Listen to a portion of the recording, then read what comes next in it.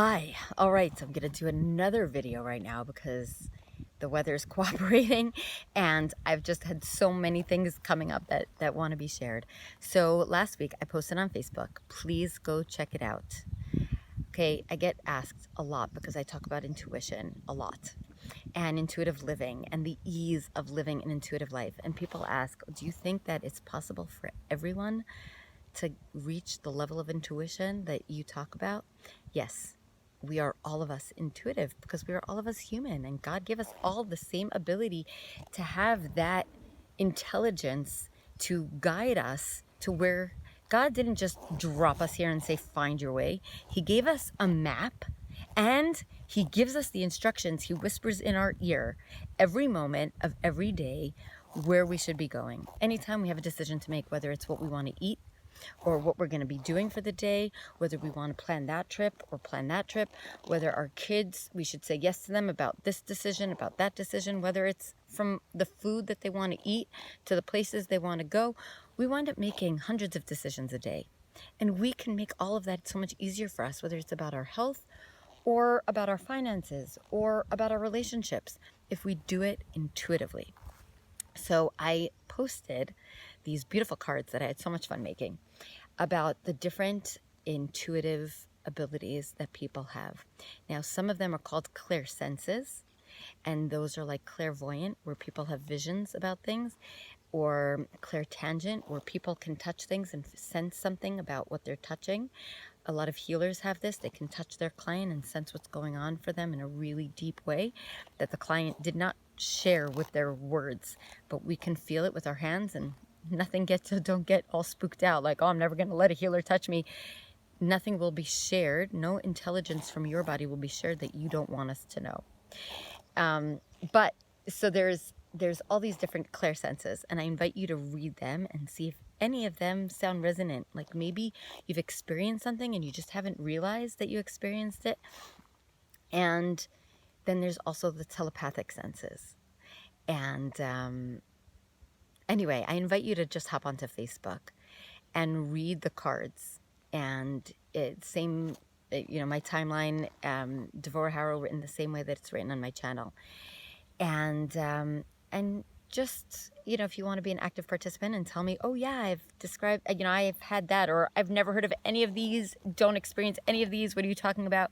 Wherever you're at, it's okay, because everyone's at different levels with this, right? Some of us have experienced all or most of these clear senses and intuitive abilities, and some of us haven't even heard about any of this stuff. Like, what are you talking about? But all of us have that intuitive voice, that God intelligence. And I've had people say to me, well, why, who am I to think? Like, isn't that egotistical? Like, why would I think that God is whispering in my ear? Because guess what? God didn't put you here to bumble around. He put you here because I like to think of it as like this patchwork quilt hanging up. Okay, and that's his world. That's his vision of this world. And he put man in this world. There's the 5D vision. That's the divine level that we can be living on. And then there's the 3D version. And that's where we are living. And God wants man, who he created in his image, to bring his light and his divinity into this world. Now, we have free choice. So there are many men choosing to bring chaos and anger and control and poison and negativity and all these different things into the world. And then there are people who are looking to bring in his divine light and more and more and more of his divine light. And every person is fulfilling a certain purpose. And the way I look at it is like we all have this like moon inside of us, and we can either decide to keep it shut, like the dark moon, like the end of the moon where there is no moon in the sky, or we can have a sliver moon, a crescent moon, and just shine a little bit of our lights. And some of us hide behind, oh, well, it's egotistical of me to fully embrace all of my skills and my light and know who I am and show that to the world and announce to the world that I'm a great writer, or that I'm a great teacher, or that I'm a skilled physician, or that I'm a skilled healer. No, it's not. God brought you here to do that. What are you going to do? Keep that in a closet? Who are you helping? What did God bring you here for if you're just going to hide all of that? Shine that full moon light, and then you're lighting up your piece of that patchwork quilt.